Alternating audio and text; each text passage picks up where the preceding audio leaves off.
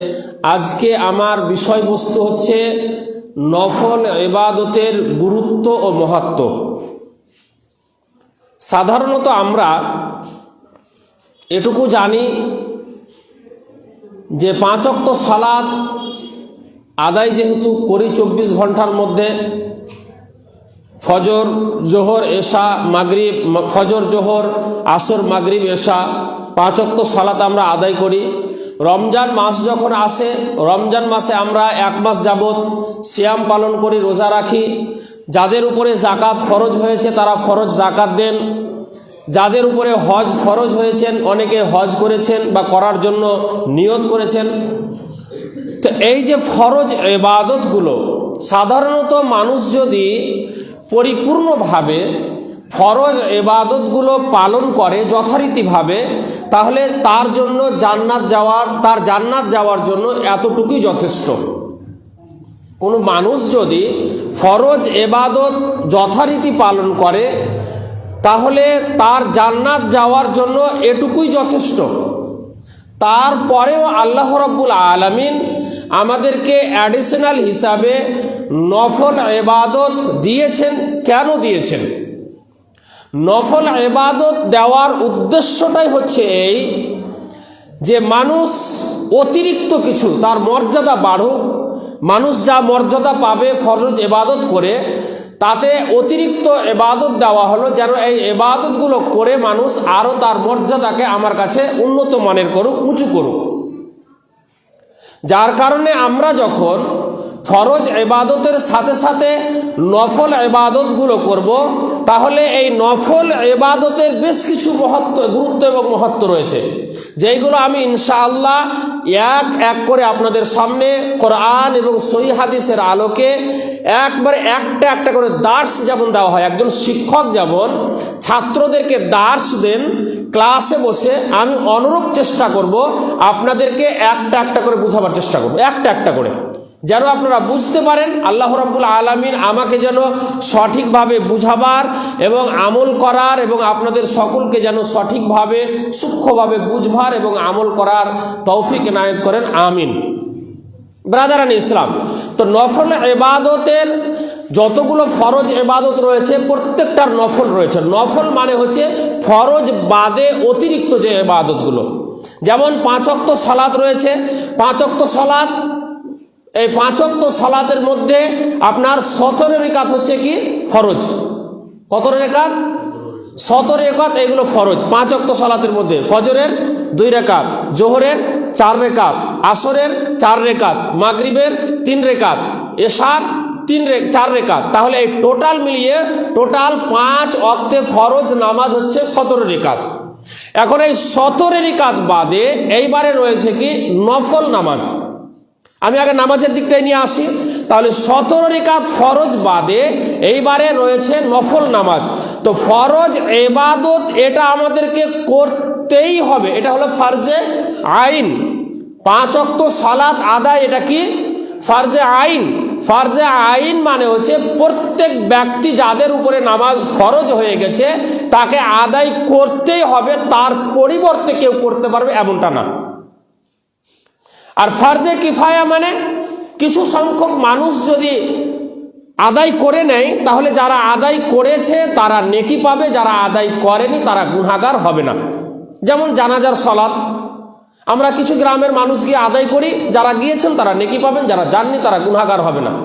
তো কথা হচ্ছে যে এই ফরজ বাদে যে অতিরিক্ত নফল নামাজ রয়েছে, এই নফল নামাজগুলো প্রথমত আমি আপনাদের জানিয়ে দিই যে নফল ইবাদত করতে গেলে আমরা তার কি ফজিলতটা পাবো, এতে আমাদের উপকারটা কি আসবে। তো এই উপকারের বিষয় নিয়ে আল্লাহর নবী সাল্লাল্লাহু আলাইহি ওয়াসাল্লাম বলেছেন যে আল্লাহ রাব্বুল আলামিন বলেছেন, মানে হাদিসে কুদসি এটাকে বলা হয়। আল্লাহর নবী সাল্লাল্লাহু আলাইহি ওয়াসাল্লাম বলেছেন যে আল্লাহ রাব্বুল আলামিন বলেছেন যে যারা ফরজ বাদে নফল ইবাদত করবে, হোক সেই নফল ইবাদত সালাত, বা হোক সেই নফল ইবাদত সিয়াম বা রোজা, বা হোক সেই নফল ইবাদত হজ, বা হোক সেই নফল ইবাদত যাকাত, মানে অতিরিক্ত দান। তাহলে এই নফল ইবাদত যারা করবে, এই নফল ইবাদতগুলো করতে গেলে এর উপকারিতাটা কি রয়েছে, এই বিষয় নিয়ে একটা হাদিস আপনাদের সামনে পড়ে শোনাই। তাহলে আপনারা ইনশাআল্লাহ বুঝতে পারবেন যে নফল ইবাদত করতে গেলে আমাদের জীবনে উপকারটা কি আসবে। হাদিসে কুদসির মধ্যে আল্লাহ নবী সাল্লাল্লাহু আলাইহি ওয়াসাল্লাম বলেছেন যে ক্বাল আল্লাহু তাবারাকা ওয়া তাআলা ওয়া ইন তাকাসা মিনহা শাইআন ক্বালা উনজুর লিআবদি মান তাতাওয়া ফাইন কানা লাহু তাতাওয়া ক্বালা আতিমু লিআবদি ফারিদাতাহু মান তাতাওহু সুম্মা তুখাদুল আ'মালু আলা যাকুম। হাদিস আবু দাউদের মধ্যে এসেছে এবং আল্লামা নাসিরউদ্দিন আলবানী এই হাদিসটাকে সহিহ বলেছেন এবং হাদিস নাম্বার 864 নম্বর হাদিস। এই হাদিসের মধ্যে আল্লাহ রাব্বুল আলামিন বলেছেন যে আল্লাহ রাব্বুল আলামিন কিয়ামতের দিনে যখন বান্দাদের প্রথম হিসাব নেবেন, কিসের হিসাব নেবেন? নামাজের হিসাব। প্রথম কিয়ামতের দিনে মানুষের যখন হিসাব নেওয়া হবে তখন নামাজের হিসাব নেওয়া হবে। আউয়ালু মা ইউহাসাবু বিহিল আবদ ইয়াউমাল কিয়ামতি আস-সালাত। প্রথম যখন কিয়ামতের দিন আল্লাহ রাব্বুল আলামিন বান্দাদের হিসাব নেবেন তখন নামাজের হিসাব নেবেন। ফাইন সালুহাত সালুহা সাইরু আমালি ওয়া ইন ফাসাদাত ফাসাদা সাইরু আমালি। যদি কারো নামাজ সূক্ষ্ম রয়েছে, সুস্পষ্ট রয়েছে এবং যথারীতি আদায় করেছে তাহলে তার অন্যান্য কাজগুলো সহজ হয়ে যাবে, সহজ ভাষায়। তাহলে অন্যান্য আমলগুলো, অন্যান্য কাজগুলো তার জন্য সহজ হয়ে যাবে। তো কথা হচ্ছে যে তাহলে প্রথম হিসাব হবে সলাতের। তো এই সলাতের মধ্যে যদি আমরা ফরজ সলাত আদায় করেছি, এবার নফল সলাত আদায় করেছি, তো বলা হচ্ছে কিয়ামতের দিন যখন আল্লাহ রাব্বুল আলামিন বান্দাদের নামাজের হিসাব নেবে, ফরজ নামাজের হিসাব নিতে গিয়ে এবারে দেখা গেল যে এই লোকটার উপরে নামাজ ফরজ হয়েছে কখন থেকে? 10 বছর থেকে। এর উপরে নামাজ ফরজ হয়েছে 10 বছর থেকে। 7 বছর হতে গেলে নামাজের আদেশ করতে বলা হয়েছে, আর 10 বছর হতে গেলে নামাজের জন্য বাবাকে বা মানে তার যে দায়িত্বশীল রয়েছে তাকে বলা হয়েছে, তোমার অধীনে যে রয়েছে তাকে প্রহার করো আদব দেওয়ার জন্য, যেন সে নামাজটা পড়ে। তো এইবারে এখন দেখা গেল একজন ব্যক্তি সলাত আদায় করে না, এই করতে করতে তার বয়স যখন 30, 35 বা 40 বছর, এখন সে নামাজ পড়তে লেগেছে। এখন নামাজ পড়তে পড়তে 10 বছর হয়েছে, 20 বছর হয়েছে। এই 20 বছর মানে তার বয়স যখন 50 বছর, এইদিকে চলে গেল তার 20 মানে সলাৎ 10 বছর থেকে যেহেতু পড়তে হবে, তো এইদিকে চলে গেল তার 20 বছর। এখন 20 বছর নামাজ পড়েছে, তো বাকি যে 20 বছরগুলো নামাজ পড়তে পেল না, এই নামাজগুলো কি করে সেখানে পূরণ দিবে? কথাটা আমার বুঝতে পারছেন? ওর বয়স 10 বছর থেকে তাকে নামাজ পড়তে হবে। এখন 7 বছর থেকে যেহেতু নামাজের জন্য আদেশ করতে হবে, কিন্তু 10 বছর হয়ে গেলে এবারে নামাজ আপনাকে পড়তে হবে, না পড়লে মারতে হবে। এখন 10 বছর থেকে আপনি 20 বছর পর্যন্ত, মানে 30 বছর বয়স, 20 বছর পর্যন্ত আপনি টোটালে নামাজ পড়েননি। এখন যখন নামাজ ধরলেন, বাকি আর বয়স হয়তো 20 বছর পেলেন, 50 বছরে হয়তো আপনি মারা গেলেন। তো এই যে 20 বছর যে নামাজটা পড়েননি, এই নামাজগুলোর মাসুল আপনি কি করে দিবেন আল্লাহর কাছে? কিভাবে দিবেন? এই জিনিসটা ভাবার আছে। আমাদের মধ্যে একটা বেদাতি ফতোয়া আছে। বেদাতি ফতোয়া কি বুঝেন? যে প্রত্যেক দিন জোহরের সময়ে অতিরিক্ত একবার জোহরের পড়ে নিবা, আসরের সময়ে একবার আসরের আরেকটা পড়ে নিতে হবে আলাদাভাবে, মাগরিবের সময়ে আরেকবার মাগরিবের আলাদাভাবে পড়ে নিতে হবে, তাহলে এইভাবে মাসুল দেওয়া যাবে। আচ্ছা, এইভাবে মাসুল দেওয়া যাবে? এইভাবে পরিশোধ করা যাবে? মেনে নিন আপনি সালাত আদায় করলেন আল্লাহর কাছে, জীবনে কোনোদিন নামাজ পড়েননি, এখন শেষ মুহূর্তে আপনি নিজের গুনাহকে বুঝতে পেরেছেন, পাপকে বুঝতে পেরেছেন, আমি জীবনে অনেক পাপ করেছি, অনেক নামাজ ছেড়েছি, অনেক আল্লাহর ইবাদত থেকে বঞ্চিত থেকেছি, আমি জীবনে ভালো কোনো কাজই করিনি। এখন সে অনুতপ্ত হয়েছে, আল্লাহ জীবনে তো অনেক পাপ করেছে, আল্লাহ আর জীবনে পাপ করবো না যতদিন বাঁচবো। এইবারে দেখা গেল সেই লোকটা আল্লাহর কাছে অনুতপ্ত হওয়ার পরে 2 বছর পরে মারা গেল। তাহলে বিগত দিনের পাপগুলো, বিগত দিনের নামাজগুলো কিভাবে মাসুল দিতে হবে, কিভাবে পরিশোধ করবে? ব্রাদারান ইসলাম, এর জন্য আল্লাহর নবী সাল্লাল্লাহু আলাইহি ওয়াসাল্লাম বলেছেন যে আল্লাহ রাব্বুল আলামিন বলেছেন কিয়ামতের দিনে যখন আল্লাহ রাব্বুল আলামিন বান্দাদের ফরজ নামাজের হিসাব নেবে, হিসাব নিতে গিয়ে বলা হয়েছে ওয়া ইনিন তাকাসা মিনহা শাইয়ান, যখন ওই বান্দার ফরজ নামাজে ঘাটতি হয়ে যাবে, কমে যাবে, অনেক নামাজ কমে গেছে, ফরজ নামাজ বেশ কিছু ফরজ নামাজ তার কমতা রয়েছে, এবারে ফরজ নামাজ কমে গেছে বলে এখন তো তাকে জাহান্নামে যেতে হবে। তো আল্লাহ রাব্বুল আলামিন কত বড় দয়ালু, ফেরেশতাদেরকে বলে উনজুর লি আবদি, তোমরা আমার বান্দাদের মিন তাতাউ, আমার বান্দাদের নফল ইবাদতগুলো আছে কি দেখো তো, নফল নামাজগুলো তার জীবনে আছে কি দেখো তো। ফেরেশতারা এবারে দেখবেন ফাইন কানা লাহু তাতাউ ক্বালা আতিম্মু লিআবদি ফারিদাতাহু মিন তাতাউ। বলা হয়েছে এইবারে যখন আল ফেরেশতারা দেখবেন যে হ্যাঁ আল্লাহ তার জীবনে এই যে নফল নামাজগুলো আছে, এই অমুক জায়গাতে অমুক সময়ে এই নফল নামাজগুলো আছে এবং নফল নামাজগুলো আদায় করেছে, তখন আল্লাহ রাব্বুল আলামিন কত বড় দয়ালু, তিনি বলবেন ক্বালা আতিম্মু লিআবদি ফারিদাতাহু মিন তাতাউ। তারপর আল্লাহ রাব্বুল আলামিন বলেন ঠিক আছে, যখন ওই নফল নামাজগুলো আছে, তো এই যে ফরজ নামাজে যে কমতা হয়ে আছে, এই নফল নামাজগুলো ফরজের সাথে মিলিয়ে দিয়ে মানে কি করে দাও, পরিশোধ করে দাও, পরিপূর্ণ করে দাও। সুবহানাল্লাহ। বুঝতে পারলেন না মনে হয় এখনো কথাটা? বুঝতে পারেননি মনে হয়? বুঝতে পেরেছেন যে ফরজ নামাজ কমে গেছে, তো নফলগুলো আল্লাহ রাব্বুল আলামিন এই ফরজের সাথে মানে কম্পেয়ার করে, ফরজ মানে সাথে মিলিয়ে দিয়ে আল্লাহ রাব্বুল আলামিন এই ফরজের কমতাটাকে আল্লাহ রাব্বুল আলামিন পূরণ করে দিবেন। তো শুধু কি নামাজের ক্ষেত্রে হাদিসের মধ্যে এসেছে সুম্মা তুখাদুল আমালু আলা যাকুম, এবং প্রত্যেক সেই ফরজ ইবাদত যেগুলো ছুটে গেছে আর তার পরিবর্তে সে নফল করে রেখেছে, আল্লাহ রাব্বুল আলামিন ওই নফলগুলোকে ফরজের সাথে মিলিয়ে তার ফরজগুলো যেগুলো কমিকামতা রয়েছে সেইগুলোকে আল্লাহ রাব্বুল আলামিন পরিপূর্ণ করে দিবেন। সুবহানাল্লাহ, কত বড় আল্লাহ দয়ালু। তো এবারে নফল নামাজের বিষয়টা যখন এসছে, নফল নামাজ কি কি, আগে নামাজের বিষয়টা যেহেতু বলি, নফল নামাজ কি কি? প্রত্যেক ফরজ বাদে যতগুলো নামাজ, প্রত্যেক 5 ওয়াক্ত ফরজ সালাত আদায়ের বাদে যতগুলো নামাজ রয়েছে সবই নফল, সবই নফল। যদিও আমরা মুহাদ্দিসিন কেরামরা, আইম্মা কেরামরা এর নাম বিভিন্ন দিয়েছেন, যে কোনটাকে সুন্নাত, কোনটাতে সুন্নাতে মুআক্কাদা, আবার কোনটাকে সুন্নাতে রাতিবা, কোনটাকে তাহাজ্জুদ, কোনটাকে তারাবি, কোনটাতে সালাতুল ইসরাক, কোনটাকে সালাতুল জুহা, কোনটাকে সালাতুল আওয়াবিদ, বিভিন্ন ধরনের নামকরণ দেওয়া হয়েছে। কিন্তু এক কথায় সহজভাবে বুঝুন, প্রত্যেক ফরজ নামাজ বাদে যেগুলো নামাজ পড়বেন এইগুলোই হচ্ছে অতিরিক্ত নামাজ, এইগুলোই হচ্ছে নফল নামাজ। এইবারে চলে আসি তাহলে এই নফল নামাজগুলো কি কি রয়েছে এবং এই নফল নামাজগুলো আদায় করতে গেলে আমরা কি কি ফজিলত পাবো।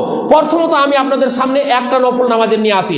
আমরা 5 ওয়াক্ত সালাতে আমাদের জন্য সুন্নাতে মুআক্কাদা, যেটা আমরা সাধারণত বুঝি সুন্নাতে মুআক্কাদা, অ্যাকচুয়ালি 10 রাকাত সুন্নাতে রাতিবা হয় আর 2 রাকাত সুন্নাতে মুআক্কাদা। কিন্তু আপনারা যেহেতু সুন্নাতে মুআক্কাদা বলে চেনেন, আচ্ছা সুন্নাতে মুআক্কাদা কয় রাকাত?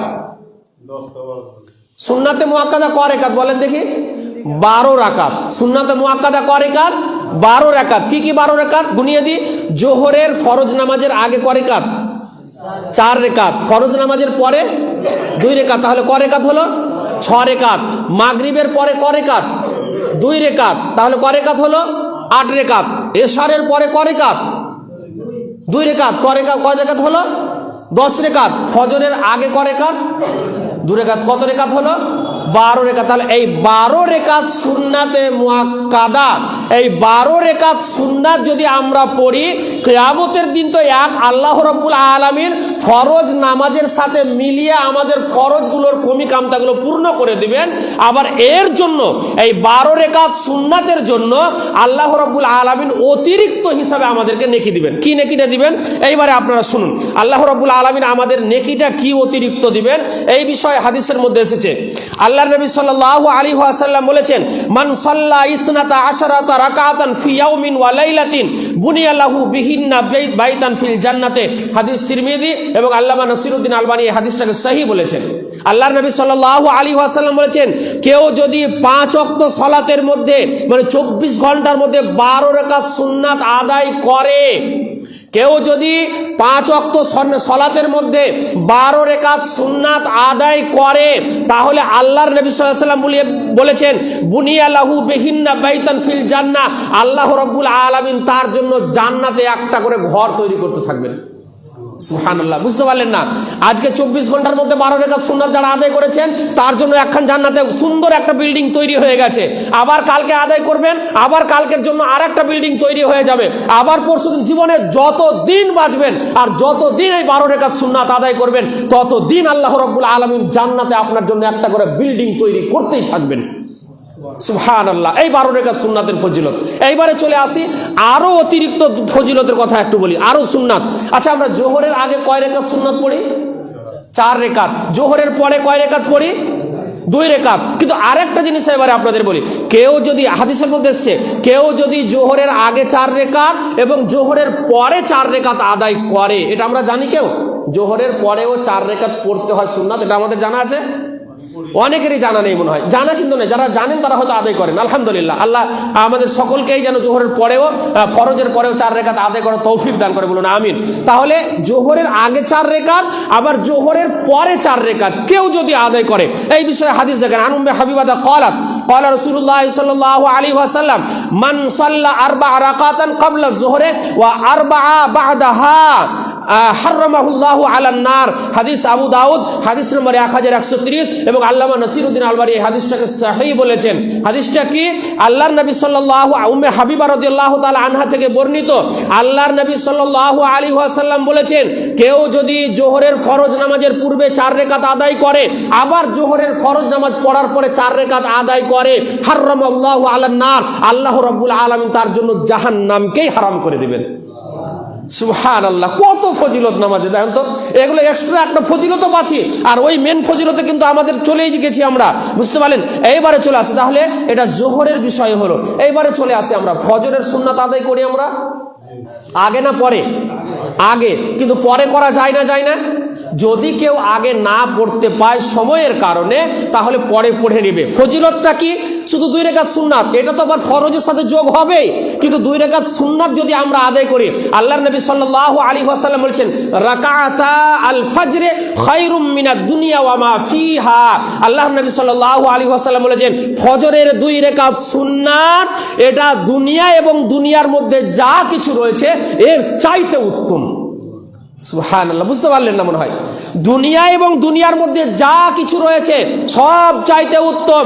জমি জায়গা, ধন সম্পদ, টাকা পয়সা, সোনা দানা, যত কিছু রয়েছে, বাড়ি গাড়ি, সব কিছু, যা কিছু মূল্যবান সম্পদ রয়েছে, এর চাইতেও উত্তম হচ্ছে আপনার ফজরের 2 রেকাত সুন্নাত।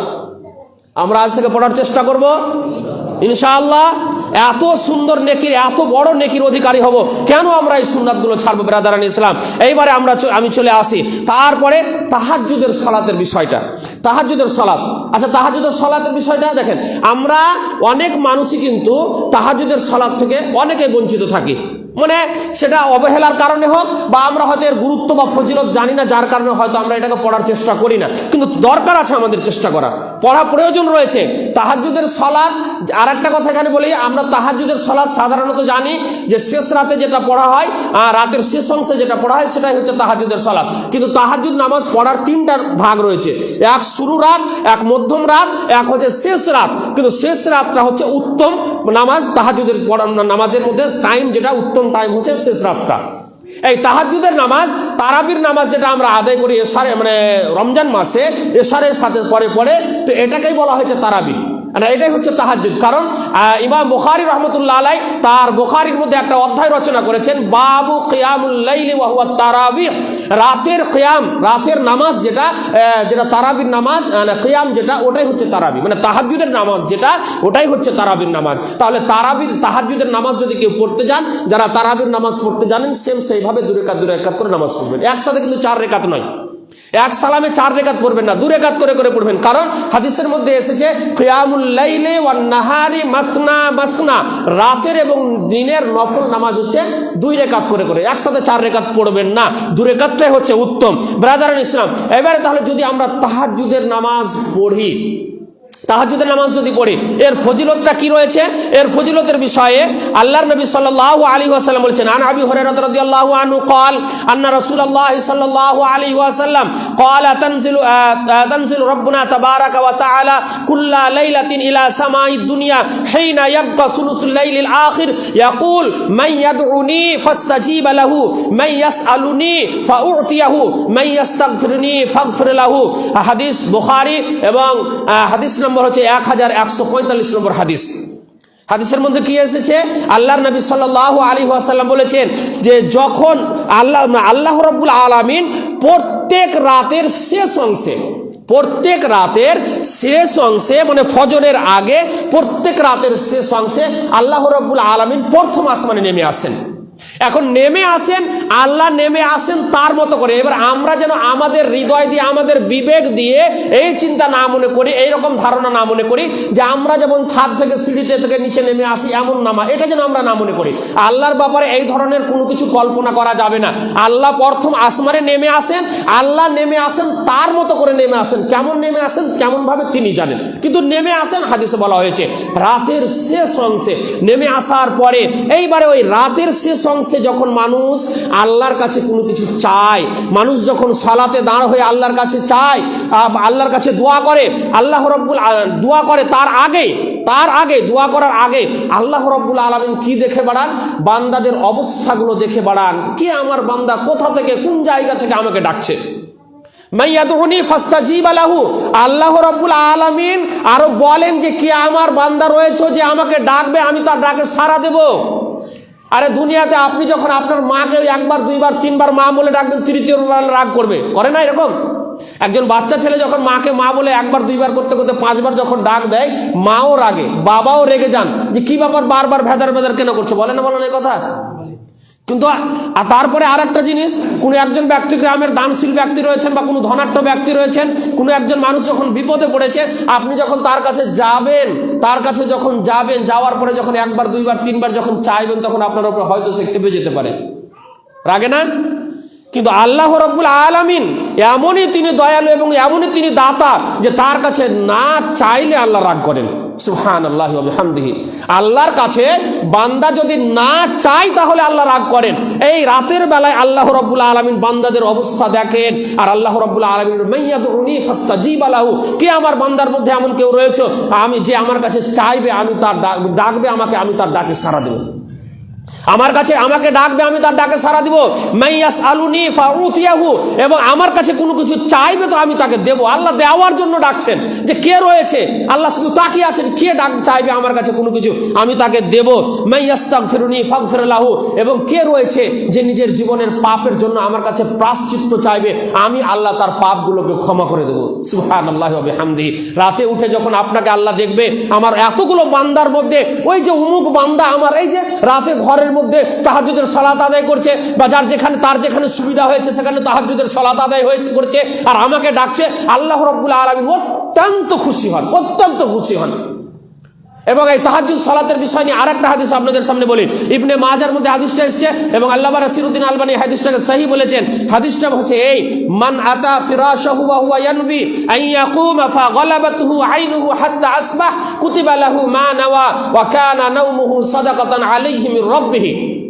হাদিসের মধ্যে এসেছে, বলা হয়েছে একজন লোক তাহাজ্জুদের সালাত আদায় করেন, উনি বা করেননি কোনোদিন, আজকে রাত্রে উনি কিন্তু করবেন, এরকম একবারে খুলুসিয়াতের সাথে সে নিয়ত করেছে, আন্তরিকতার সাথে সে নিয়ত করেছে যে আজকে রাতে উঠে আমি তাহাজ্জুদের সালাত আদায় করবো। এশারের নামাজ পড়ার পরে বিছানায় গেছে, বিছানায় যাওয়ার পরে এইবারে সে নিয়ত করলো, আর নিয়তের মালিক অন্তর্যামীকে আল্লাহ। অতএব আল্লাহ জানেন মানুষ নিয়ত করেছে কোন নিয়তে।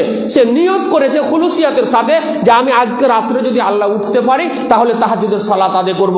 যেমন সে রাত্রে ঘুমালো, হাত্তা আসবাহা কুতিবা লাহু মা নাওয়া, বলা হয়েছে হাত্তা আসবাহ, সকাল হয়ে গেল, মানে ফজর হয়ে গেল, এখন সে তাহাজ্জুদের সালাত আদায় করতে পেল না। আল্লাহর নবী সাল্লাল্লাহু আলাইহি ওয়াসাল্লাম বলেছেন, ওই লোকটা যেহেতু রাতে এশারের পড়ার পরে তাহাজ্জুদ সালাত আদায়ের মানে খুলুসিয়াতের সাথে নিয়ত করেছিল যে আমি তাহাজ্জুদের সালাত আদায় করব, কিন্তু ঘুম ভাঙলো না, তার তাহাজ্জুদের সালাত আদায় করতে পারলো না। আল্লাহর নবী সাল্লাল্লাহু আলাইহি ওয়াসাল্লাম বলেছেন, তার ওই সৎ নিয়তের কারণে, খুলুসিয়াতের কারণে কুতিবা লাহু মা নাওয়া, সে যা নিয়ত করে শুয়েছিল সেই নিয়তের সমপরিমাণ নেকি আল্লাহ তার আমলনামায় লিখে দিবেন। সুবহানাল্লাহ। তার মানে কি বুঝতে পারলেন? সে তাহাজ্জুদ পড়তেই নিয়ত করেছিল, এখন নিয়ত করার পরেও কিন্তু তার ঘুম ভাঙলো না, পড়তে পারলো না, তারপরেও কিন্তু আল্লাহ রাব্বুল আলামিন ওই তাহাজ্জুদ নামাজ পড়তে পারেনি, কিন্তু তাহাজ্জুদ নামাজের নেকি তার খাতায় লিখে দিবেন। সুবহানাল্লাহ, এত বড় আল্লাহ দয়ালু। তাহলে তাহাজ্জুদ নামাজের আরো ফজিলতের বিষয় রয়েছে, আমি সেই দিকে যাচ্ছি না, আরো কিছু নামাজ রয়েছে, সেই নামাজের বিষয়গুলো আমি আপনাদেরকে বলি। যেমন আমরা আমাদের মধ্যে নামাজ রয়েছে আরো, সেটা হচ্ছে সলাতুল ইশরাক। আরো কিছু নফল নামাজ রয়েছে, তো মেন পয়েন্টগুলো আপনাদের সামনে আনি। সলাতুল ইশরাক বলে নামাজ আছে, আমরা জানি আমরা সলাতুল ইশরাক জানি না অনেকেই, এক একজন জানেন, 2-4-5 জন জানেন হয়তো, অনেকে জানি না। আর না জানার কারণে যদি যে জিনিস জানা নেই সেই জিনিস আমাদের আমলেও নেই। তো সলাতুল ইশরাক যেই নামাজটা বলা হয়েছে যে আপনার ফজরের নামাজ পড়ার পরে ওই নামাজের মুসাল্লাতেই বসে বা মসজিদেই বসে বা ওখানেই বসে আপনি জিকির আজকার করবেন। এখন সূর্য উঠে গেল, সূর্য উঠার পরে 20 মিনিট পরে, 15 বা 20 মিনিট পরে আপনি যখন এই 2 রাকাত নামাজ পড়বেন, এটাকে বলা হচ্ছে সলাতুল ইশরাক। আর তারপরে বলা হয়েছে আর একটা সলাতুল জোহা, চাস্তের নামাজ। চাস্তের নামাজ কোন নামাজটাকে বলা হয়? ওই 8:30 বা 9টার সময় সূর্য যখন উঠে যাবে, 8:30 বা 9টা হয়ে যাবে টাইম। এই টাইমের সময়ে আপনি যখন উজু করে 2 রাকাত সালাত আদায় করবেন, সে 2 রাকাত হোক, 4 রাকাত হোক, 6 রাকাত হোক, 8 রাকাত হোক, মানে 12 রাকাত পর্যন্ত রয়েছে। আপনি যখন নামাজ পড়বেন সর্বনিম্ন 2 রাকাত, তো আপনি যখন 2 রাকাত নামাজ পড়বেন এটাকে বলা হচ্ছে চাস্তের নামাজ, চাস্তের নামাজ। তারপরে বলা হয়েছে আর একটা নাম দেওয়া হচ্ছে সলাতুল আওয়াবিন। এই সলাতুল আওয়াবিন বলা হয়েছে যে সূর্য ঢলে যাওয়ার কিছুক্ষণ আগে, মানে ওই সময় 11টা ধরেন এখনকার সময় অনুযায়ী 11টা, 11:15 এরকম টাইমে যখন কেউ উজু করে 2 রাকাত নামাজ পড়বে, এই নামাজটাকে বলা হয়েছে সলাতুল আওয়াবিন।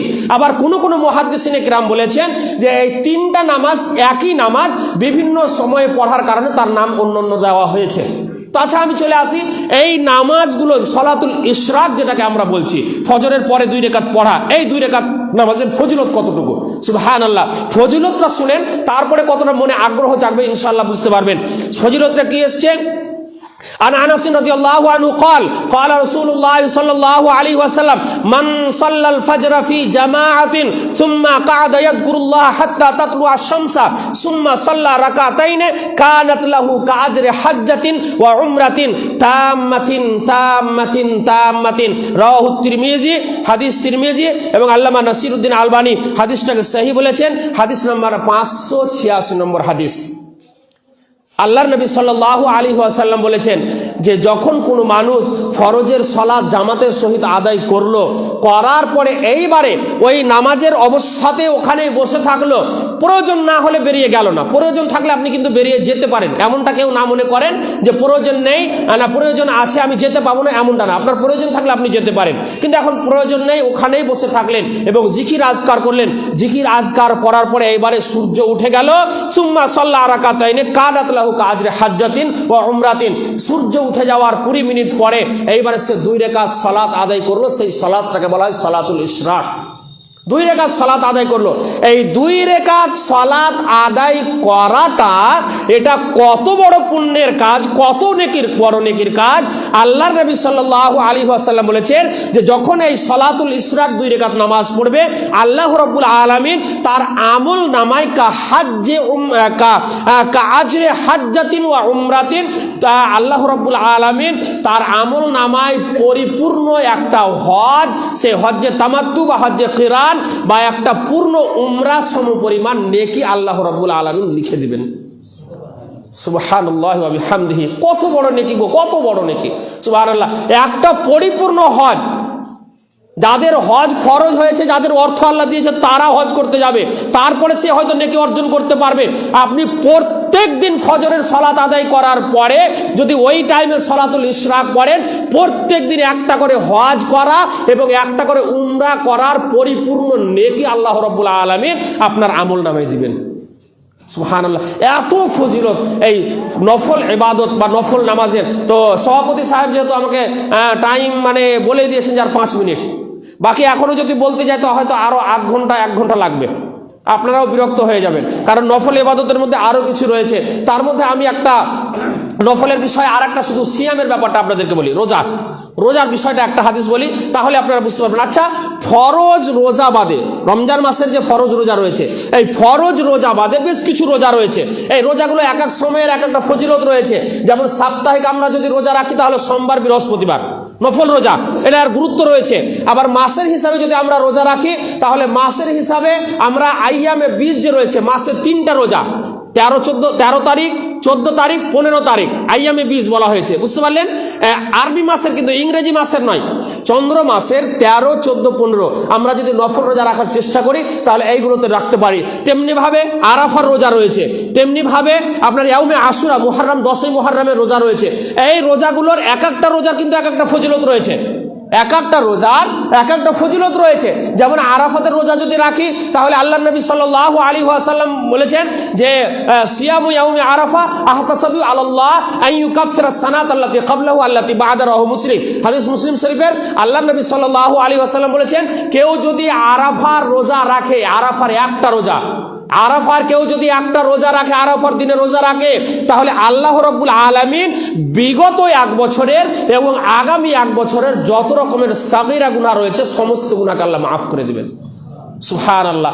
আরাফার একটা রোজা, তারপরে ইয়াউমে আশুরার একটা রোজা, 10ই মুহররমে যে রোজা, এই রোজা রাখার ব্যাপারে বলা হয়েছে যে কেউ যদি 10ই মুহররমে রোজা রাখে আল্লাহ রাব্বুল আলামিন, নবী সাল্লাল্লাহু আলাইহি ওয়াসাল্লাম বলেছেন ইউকাফিরুস সানাতাল মাদিয়া, আল্লাহ রাব্বুল আলামিন তার বিগত এক বছরের গুনাহকে মাফ করে দিবেন শুধু একটা রোজা রাখার। তো এই যে নফল রোজাগুলো রাখছি, এই রোজাগুলো কিন্তু যদি আপনার ফরজ রোজাতে কমতা হয়ে যায় আল্লাহ রাব্বুল আলামিন এইগুলো কিন্তু তার সাথে পরিপূর্ণ করে দেবেন। তারপরেও এক্সট্রা হিসেবে আল্লাহ আপনাকে আপনার মর্যাদা উঁচু করবেন, এই মানে এক্সট্রা হিসেবে আল্লাহ রাব্বুল আলামিন আপনার আমল নামায় ফজিলতগুলো বা নেকিগুলো লিখবেন। তারপরে এবারে চলে আসি, একটা রোজা যদি আমরা রাখি, একটা রোজা আল্লাহকে সন্তুষ্ট করার জন্য, হোক সেটা ফরজ বা নফল, বাকি ফরজ তো 30টা রয়েছে বা 29টা, একটা রোজা যদি আমরা আল্লাহকে সন্তুষ্ট করার জন্য রাখি যে কোনো দিন, শুধু যেই সব দিনগুলোতে রোজা রাখা নিষিদ্ধ আমি সেইগুলো আর খুলে বলছি না, তো একটা রোজা যদি রাখি তাহলে এই একটা রোজা রাখার বিষয়ে হাদিসের মধ্যে এসেছে আল্লাহ নবী সাল্লাল্লাহু আলাইহি ওয়াসাল্লাম বলেছেন আন আবি সাঈদ আল খুদরি রাদিয়াল্লাহু আনহু قال قال رسول الله صلى الله عليه وسلم ما من عبد يصوم يوما في سبيل الله الا بعد الله بذلك اليوم وجهه عن النار 70 خريفا। হাদিস সহিহ বুখারী, হাদিস নাম্বার 2840 নম্বর হাদিস। আল আনাস আবু সাঈদ খুদরি রাদিয়াল্লাহু তাআলা আনহু থেকে বর্ণিত, উনি বলেছেন আল্লাহ নবী সাল্লাল্লাহু আলাইহি ওয়াসাল্লাম বলেছেন যে যদি কোনো আল্লাহর বান্দা আল্লাহকে সন্তুষ্ট করার জন্য একটা রোজা রাখে তাহলে আল্লাহ রাব্বুল আলামিন বা'দাল্লাহু বিযালিকাল ইয়াউমি ওয়াজাহু, কিয়ামতের দিনে আল্লাহ রাব্বুল আলামিন তার থেকে জাহান্নামকে 70 বছরের পথ যত দূর তত দূরে আল্লাহ রাব্বুল আলামিন করে দিবেন। সুবহানাল্লাহ। তার মানে এই হাদিসের সারমর্ম হচ্ছে যে জাহান্নাম আপনার জন্য হারাম করে দিবেন আল্লাহ রাব্বুল আলামিন। একটা রোজা, কত ফজিলত রোজা রাখার। তো যাই হোক, রোজার বিষয় সংক্ষিপ্তভাবে আমি আপনাদের সামনে বললাম। এইবারে যে বিষয়গুলো বলবো, কিছু জিকির আজকার রয়েছে, তাড়াতাড়ি করছি, কিছু জিকির আজকার রয়েছে। সেই জিকির আজকারগুলো কি?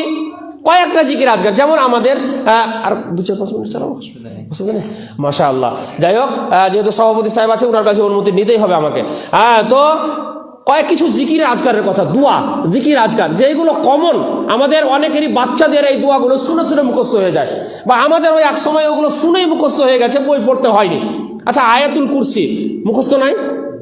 আল্লাহু লা ইলাহা ইল্লাহু আল হাইয়ুল কাইয়ুম, এগুলো শুনে শুনেই মুখস্থ হয়ে যায়। বাচ্চারা দেখবেন মসজিদে যখন মক্তবে আমরা যখন শিক্ষা দিই, আলেমেরা যখন শিক্ষা দেন, তো বাচ্চাদেরকে তো বই থেকে শিক্ষা দেওয়া হয় না, কোনো একজন সিনিয়র বাচ্চা হয়তো বলছে বা যে জানে সে হয়তো বলছে, বাকিরা শুনে শুনেই মুখস্থ করে নিয়েছে। সুবহানাল্লাহ। আল্লাহ কোরআনের হেফাজতের দায়িত্ব নিয়েছে এবং কোরআন মানুষের ব্রেনে কিভাবে আল্লাহ ভরে দেয়। তো এই আয়াতুল কুরসিটা হচ্ছে সবচাইতে সম্মানী আয়াত কোরআনের মধ্যে, এবং তাওহীদের বিষয়ে একটা বিশাল সম্মানী আয়াত এই আয়াতুল কুরসি। এই আয়াতুল কুরসির ব্যাপারে দুইটা শুধু হাদিসের কথা বলবো আপনাদের সামনে, যে আয়াতুল কুরসি পড়তে গেলে এই হাদিসে মানে এর ফজিলত কি রয়েছে।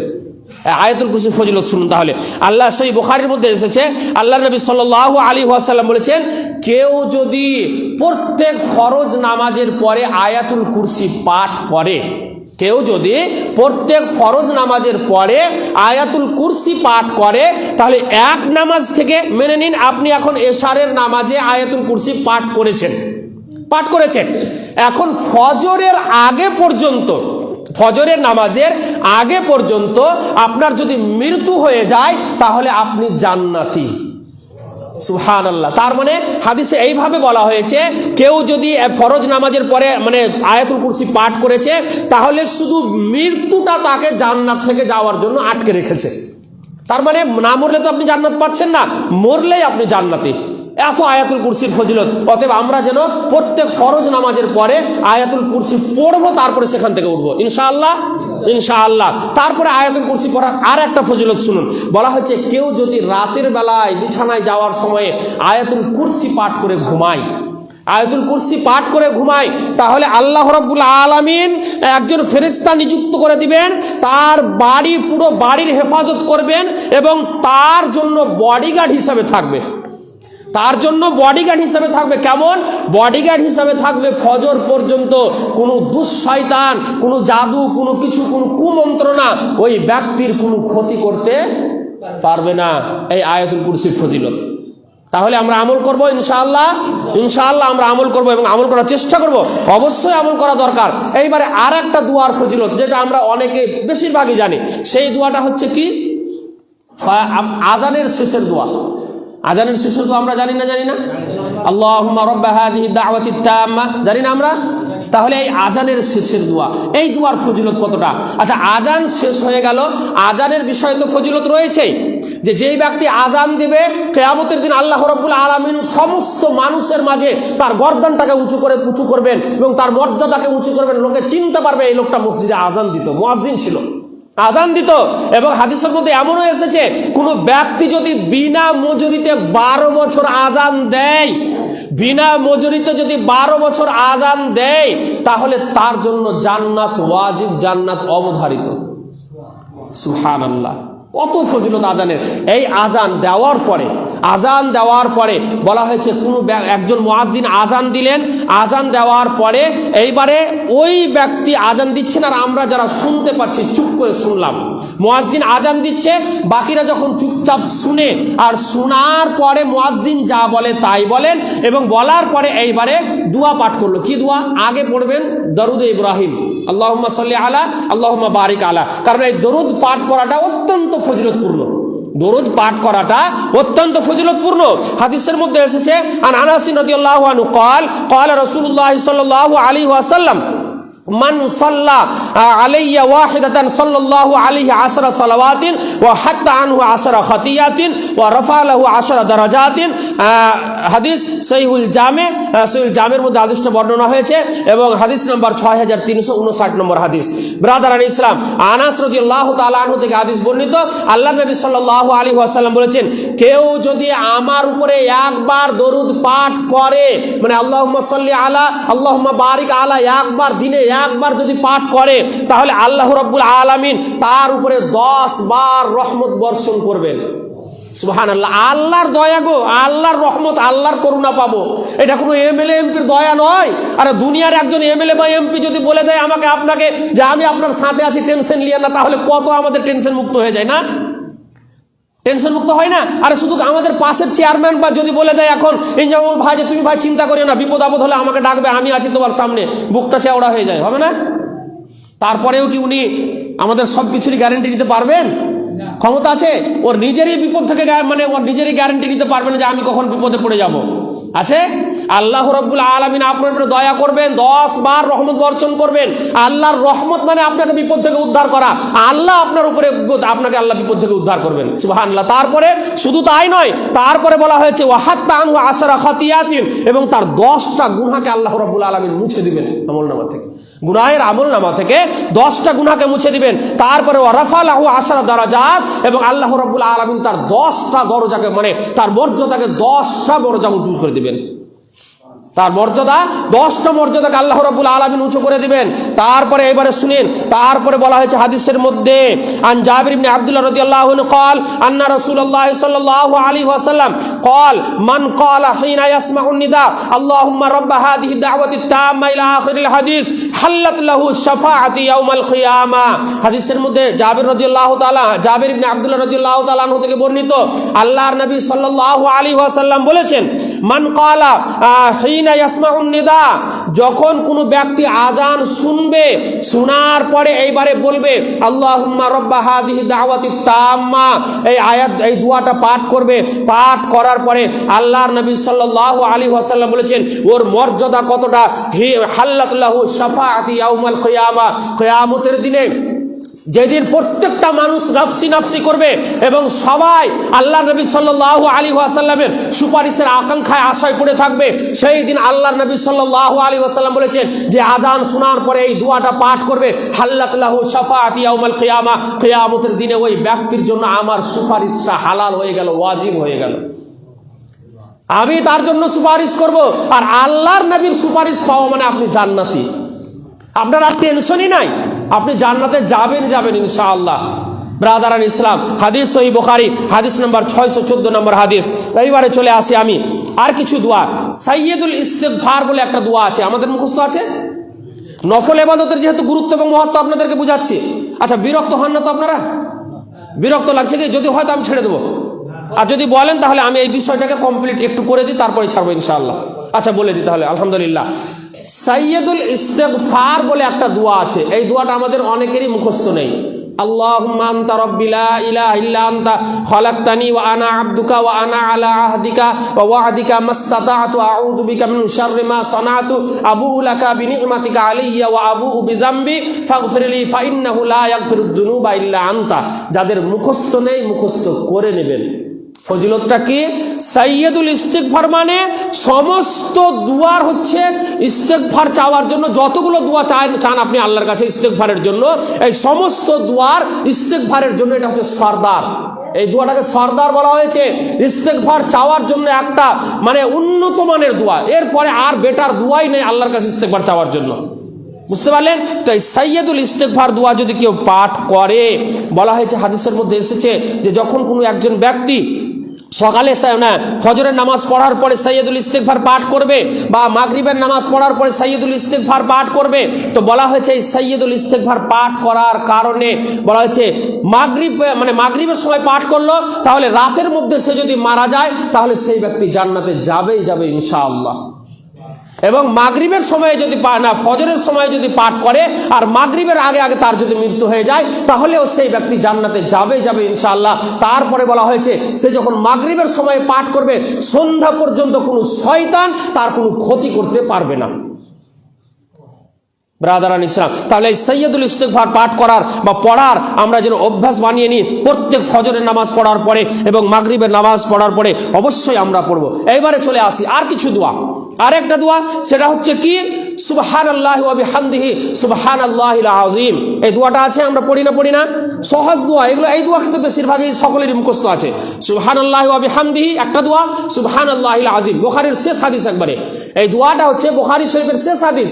কালিমাতানি হাবিবাতানি ইলার রহমান খাফিফাতানি আলাল লিসান সাকিলাতানি ফিল মিজান সুবহানাল্লাহি ওয়া বিহামদিহি সুবহানাল্লাহিল আযীম। একেবারে বুখারীর শেষ হাদিস। আল্লাহর নবী সাল্লাল্লাহু আলাইহি ওয়াসাল্লাম বলেছেন, দুইটা বাক্য রয়েছে, দুইটা কালেমা রয়েছে, যেটা মুখে বলতে অত্যন্ত হালকা, কিন্তু নেকির দাঁড়ি পাল্লায়, কিয়ামতের দিন আল্লাহর দাঁড়ি পাল্লায়, নেকির পাল্লাতে অনেক ভারী। এটা অনেক ভারী। কি দুটা কালেমা? সুবহানাল্লাহি ওয়া বিহামদিহি সুবহানাল্লাহিল আযীম। তাহলে এই দুইটা কালেমা আমরা যদি পাঠ করি তাহলে নেকির পাল্লায় অত্যন্ত ভারী হয়ে যাবে, অত্যন্ত ভারী। এর তুলনায় আর কোনো কিছুই ভারী হবে না। পাহাড় যদি চাপিয়ে দেওয়া হয় তবুও ভারী হবে না, এত ভারী। তাহলে এই দুইটা কালেমার মধ্যে শুধু একটা কালেমার কথা আপনাকে বলছি, একটা কালেমা, সেটা কি? সুবহানাল্লাহি ওয়া বিহামদিহি। কেউ যদি শুধু সুবহানাল্লাহি ওয়া বিহামদিহি 24 ঘন্টার মধ্যে দিনে রাতে 100 বার পাঠ করে, কবার? 100 বার। 100 বার যদি কেউ পাঠ করে তাহলে হাদিসের মধ্যে এসেছে আল্লাহর নবী সাল্লাল্লাহু আলাইহি ওয়াসাল্লাম বলেছেন যে ওই ব্যক্তির যদি সমুদ্রের ফেনা সমপরিমাণ গুনাহ থাকে আল্লাহ রাব্বুল আলামিন ওই সমস্ত গুনাহগুলোকে মাফ করে দেবেন। সুবহানাল্লাহ। নফল ইবাদতের গুরুত্ব মহত্ব বুঝতে পারছেন?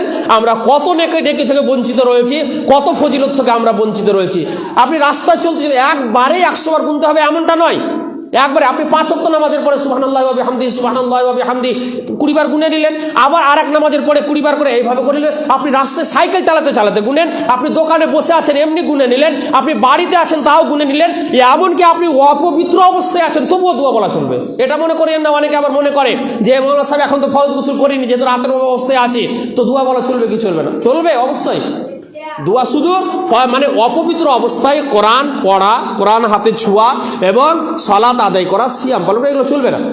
এগুলো পবিত্র অবস্থায়। বাকি দোয়া টোয়া ইত্যাদি এগুলো সব চলবে। মা ও বোনেরা ঋতু অবস্থায় যদি থাকে বা নেফাসের অবস্থায় যদি থাকে আর এই দোয়াগুলো যদি পাঠ করা চলবে। বুঝতে পারছেন? তাহলে এই দোয়া বললে এই ফজিলত পাবো। এবার আর একটা দোয়ার কথা বলবো, দিয়ে ইনশাল্লাহ ছেড়ে দেবো। সেটা হচ্ছে কি? আর একটা দোয়া আমরা যেটা দোয়াটা জানি, লা ইলাহা ইল্লাল্লাহু ওয়াহদাহু লা শারীকা লাহু লাহুল মুলকু ওয়া লাহুল হামদ ওয়া হুয়া আলা কুল্লি শাইইন কাদির। এই দোয়াটা আমরা জানি না? আমল করি আমরা? জানি আমরা, কিন্তু কিভাবে মানে একে কাজে লাগাতে হয় এটা আমাদের জানা নেই, নাকি? অনেক মানুষেরই জানা নেই, আমাদেরও জানা ছিল না। অনেক কিছু বই পুস্তক ঘাঁটতে গিয়ে অনেক জিনিস পাওয়া যায়, বুঝতে পারলেন? তো হাদিস পড়তে পড়তে হাদিসের বিষয়টা দেখেছি, আলহামদুলিল্লাহ। এত সুন্দর হাদিসের মধ্যে কথা বলা হয়েছে। আল্লাহ নবী সাল্লাল্লাহু আলাইহি ওয়াসাল্লাম বলেছেন যে কেউ যদি দিনে 100 বার লা ইলাহা ইল্লাল্লাহু ওয়াহদাহু লা শারীকা লাহু লাহুল মুলকু ওয়া লাহুল হামদ ওয়া হুয়া আলা কুল্লি শাইইন কাদির, এই দোয়াটা 100 বার পাঠ করে, তাহলে আল্লাহ রাব্বুল আলামিন তার আমল নামায় 10টা গোলাম আজাদ করার সম পরিমাণ নেকি দিবেন। এখনো বুঝতে পারেননি গোলাম কাকে বলে? আমরা বুঝতে পারবো না। গোলাম যারা আরবের যুগে, সেই যুগে যখন আল্লাহ রসুলের যুগে যারা বসবাস করতেন, সেই স্বর্ণ যুগে, তারাই জানতে সেই সময়ে দাস দাসী কিনে পাওয়া যেত। তো আমি সেই দিকটা যাচ্ছি না। তো একটা গোলাম আজাদ করা সম পরিমাণ, মেনে নিন, আল্লাহর পথে কয়েক কোটি টাকা দান করা। কথা বুঝতে পারছেন? একটা গোলাম আজাদ করা মানে তার বর্তমান মূল্য আল্লাহর পথে কয়েক কোটি টাকা, 2 কোটি 3 কোটি টাকা দান করা। মেনে নিন 2 কোটি টাকায়, অনুমান কথার কথা একটা বলে দিচ্ছি। তো একটা গোলাম আজাদ করা মানে 2 কোটি টাকা। আপনি একবার 100 বার এই কালেমাটা যখন দিনে পাঠ করবেন, তখন আপনি 10টা গোলাম আজাদ করার সমপরিমাণ নেকি পেলেন। তার মানে 10 দুগুণা 20 কোটি টাকা দান করে যে নেকি অর্জন করতেন, এই 100 বার কালেমাটা পাঠ করলে সেই নেকি পাবেন। সুবহানাল্লাহ, কত নেকি! আমরা মাহরুম হয়ে আছি, আমরা বঞ্চিত হয়ে আছি। আলহামদুলিল্লাহ, যখন থেকে হাদিসটা শুনেছি, যখন আমি পাই আমল করার চেষ্টা করি, আমি নিজে চেষ্টা করি, এবং আপনারাও সকলে ইনশাআল্লাহ আমল করবেন, ইনশাআল্লাহ। তারপরে শুধু তাই নয়, তারপরে হাদিসটাতে কি বলা হয়েছে দেখেন, 101 তো হয়েছে, তারপরে তার খাতায় 100টা নেকি লিখা হবে। কি লিখা হবে? 100টা নেকি লিখা হবে, 100টা গুনাহ মাফ করা হবে। এবং বলা হয়েছে সকালবেলায় যদি পাঠ করে, তাহলে সন্ধ্যা পর্যন্ত শয়তান তার কোনো ক্ষতি করতে পারবে না, কোনো ক্ষতি করতে পারবে না। তাহলে আমরা এখন সাধারণত, মৌলানা সাহেব আমার ছেলেটা কান্না করছে, মৌলানা সাহেব আমার মেয়েটা কান্না করছে, মৌলানা সাহেব আমাকে বাড়িতে মনে হচ্ছে ভয় ভয় লাগছে, মৌলানা সাহেব রাতে ঘুমাতে পারছি না, ঘরের ভিতরে কি যেন খটখট করছে। হয় না এরকম? হয় না? কেন হবে না? যেই বাড়িতে আপনি শয়তানকে আশ্রয় দিয়েছেন, যেই বাড়িতে আপনার শয়তানকে জায়গা করে দিয়েছেন, যেই বাড়িতে ঢোকার সময় আপনি সালাম দিয়ে প্রবেশ করেন না, যেই বাড়িতে দরজা খোলার সময় বিসমিল্লাহ বলে খুলেন না, যখন রাত্রে ঘুমাবার সময় হয় তখন আপনি ঘুমাবার সময় দোয়া পাঠ করে সূরা ইখলাস, সূরা ফালাক, সূরা নাস পড়ে ঘুমান না, আয়াতুল কুরসি পাঠ করে ঘুমান না, সেই বাড়িতে শয়তান থাকবে না তো থাকবে কে গো?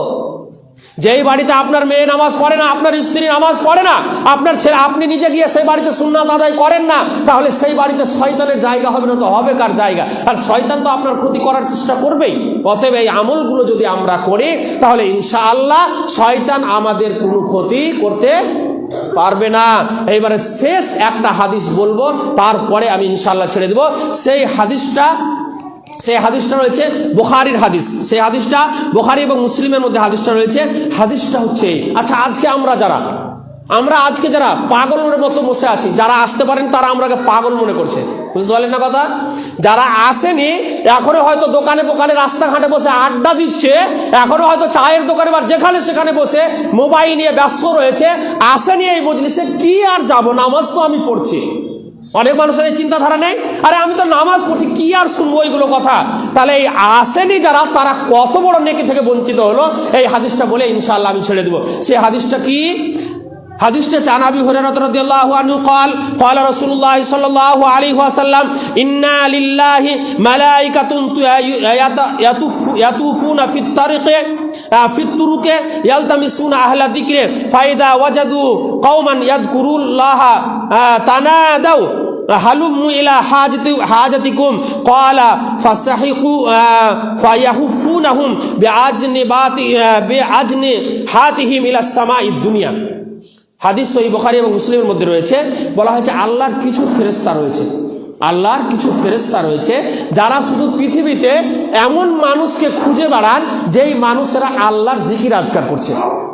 এই ধরনের মানুষকে, তাদের এই কাজ, তাদেরকে আল্লাহ শুধু এই কাজের জন্য নিয়োজিত রেখেছেন।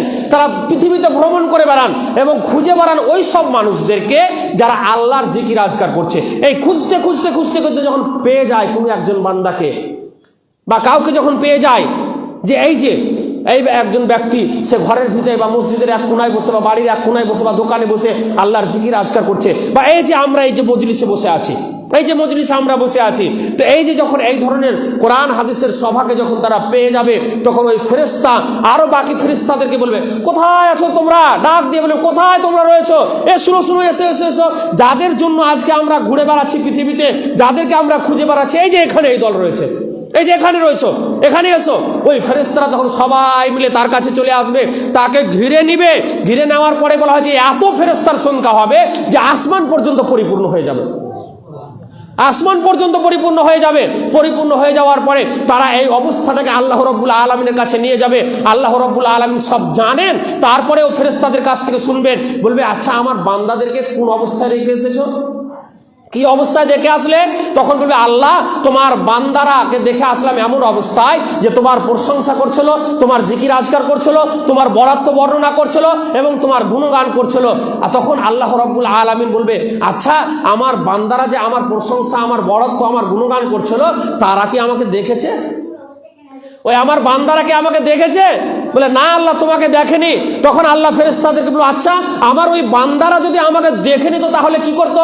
তখন ফেরেশতারা বলল, আল্লাহ তোমার ওই বান্দারা যদি তোমাকে দেখে নিত তাহলে আরো বেশি বেশি তোমার জিকির আজকার করতো, আরো বেশি বেশি তোমার বরাত্ম বর্ণনা করতো, আরো বেশি বেশি তোমার প্রশংসা করতো। তখন আল্লাহ রাব্বুল আলামিন খুশি হয়ে এবারে বলবেন, আচ্ছা ওরা কি চায় আমার কাছে? এবারে বলবেন যে কি চায় ওরা? তখন বলবে, আল্লাহ ওরা তোমার কাছে তোমার জান্নাত চায়। তখন আল্লাহ রাব্বুল আলামিন, আচ্ছা ওরা কি আমার জান্নাত দেখেছে? ওরা কি আমার জান্নাত দেখেছে? তখন বলবে, না আল্লাহ ওরা তোমার জান্নাত দেখেনি। তখন ফেরেশতাদেরকে আল্লাহ বলবে, আচ্ছা ওরা যদি আমার জান্নাতের এই নাজ নিয়ামত, এই মানে সুখ স্বাচ্ছন্দ্যে ভরা জান্নাত, যেই জান্নাতের ব্যাপারে মানুষের হৃদয় কল্পনা করতে পারে না, মানুষের বিবেক যে জান্নাতের ব্যাপারে মানে কল্পনাও করতে পারে না, সেই জান্নাতকে যদি তারা, এত সুন্দর জায়গা জান্নাত, এটাকে যদি তারা দেখে নিত তাহলে কি করত? তখন ফেরেশতারা বলবে, আল্লাহ যদি তোমার ওই জান্নাতকে তারা দেখে নিত তাহলে জান্নাত পাওয়ার জন্য, জান্নাতে যাওয়ার জন্য তারা আরো বেশি বেশি আগ্রহ হতো এবং আরো বেশি বেশি তোমার ইবাদত করত এবং জান্নাত যাওয়ার জন্য যা কিছু করার তারা তা করতো আরো বেশি বেশি। তখন আল্লাহ রাব্বুল আলামিন বলবেন এইবারে শেষবারে, আচ্ছা তারা আমার কাছে কি থেকে পানাহ চায়, কি থেকে পরিত্রাণ চাই? তখন বলবে, আল্লাহ তোমার এই যে ভয়ঙ্কর জাহান্নাম রয়েছে, এই জাহান্নামের অগ্নিকুণ্ড, যেই জাহান্নামের ভয়ঙ্কর আগুনের কথা বলা হয়েছে, একটা আগুন জাহান্নামের আগুন আরেকটা আগুনকে কামড়ে খায়, যেই জাহান্নাম অত্যন্ত ভয়ঙ্কর জাহান্নাম, যেই জাহান্নামের ব্যাপারে বলা হয়েছে, হাদিসের মধ্যে বলা হয়েছে যে 1000 নয় 3000 বছর পর্যন্ত ফেরেশতাদেরকে জাল দিয়ে দিয়ে জাহান্নামকে মানে এত উত্তপ্ত করা হয়েছে এবং জাহান্নামের আগুনটা এত কালো হয়েছে, এত কালো এত কালো যে এই জাহান্নামের একটা অংশ যদি পৃথিবীর বুকে ফেলে দেওয়া হয়, সারা পৃথিবীটা অন্ধকার, এমন অন্ধকার হয়ে যাবে যে মা তার নিজের কোলের সন্তানকে চিনতে পারবে না। এই ভয়ঙ্কর জাহান্নাম, এই জাহান্নামের বিষয় বলা হয়েছে, আল্লাহ তোমার এই ভয়ঙ্কর জাহান্নাম থেকে তারা পানা চায়। তখন ফেরেশতাদেরকে আবার আল্লাহ বলবে, ওরে আমার ফেরেশতারা, আমার ওই বান্দারাকে আমার এই ভয়ঙ্কর জাহান্নামকে দেখেছে? তখন আল্লাহ রাব্বুল আলামিন বলে, আল্লাহ না। ফেরেশতারা বলবে, আল্লাহ না, তোমার জাহান্নামকে দেখেনি। তখন এবারে বলবে, আচ্ছা যদি ওরা আমার জাহান্নামকে দেখে নিত তাহলে কি করতো? ফেরেশতারা বলবে, এবারে আল্লাহ যদি ওরা তোমার জাহান্নামকে দেখে নিত তাহলে জাহান্নাম থেকে আরো দূরে পালাবার চেষ্টা করত এবং আরো তারা জাহান্নাম থেকে বাঁচার জন্য যেই পদক্ষেপগুলো নেওয়ার সেইগুলো তারা বেশি বেশি করে নিত এবং জাহান্নাম থেকে দূরে পালাবার চেষ্টা করতো বেশি বেশি করে।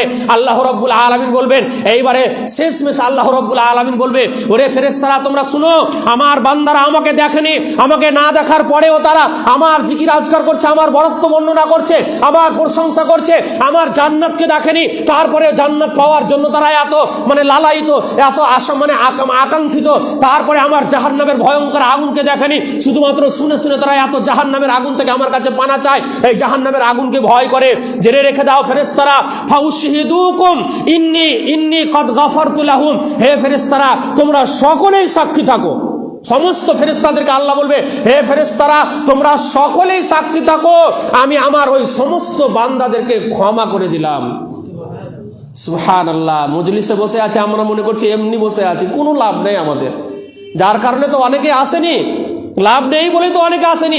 শুধু তাই নয়, শুধু তাই নয়, এইবারে ফেরেশতা বলবে, আল্লাহ তোমার ওই বান্দাদের মধ্যে এমন একজন ব্যক্তি ছিল যে যার আসার ইচ্ছা ছিল না, এমন একজন ব্যক্তি ছিল যার আসার ইচ্ছা ছিল না, কিন্তু যাক কোরআন হাদিসের আলোচনা যখন হচ্ছে তো যাক ওখানে গিয়ে শুনে বসি, একটু বাইরে কেন কোথাও সময় কাটাবো, ওখানে গিয়েই বসি।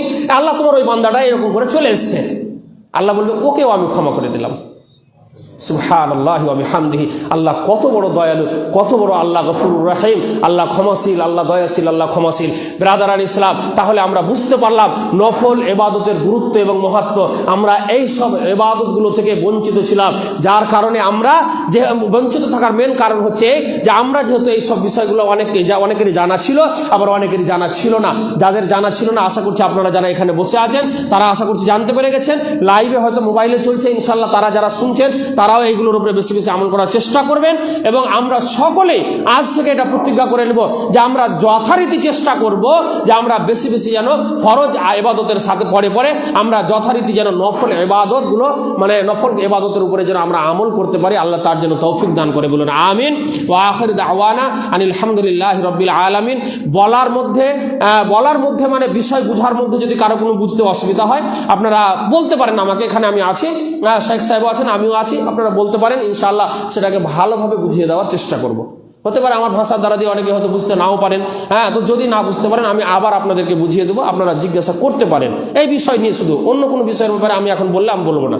তো আল্লাহ রাব্বুল আলামিন আমাদের সকলকে যেন সত্য কথা বলার এবং শোনার, তারপরে তার উপরে আমল করার আল্লাহ রাব্বুল আলামিন যেন তৌফিক দান করে, আমিন। ওয়া আখির দাওয়ানা আলহামদুলিল্লাহি রাব্বিল আলামিন। আসসালামু আলাইকুম ওয়া রাহমাতুল্লাহি ওয়া বারাকাতুহু।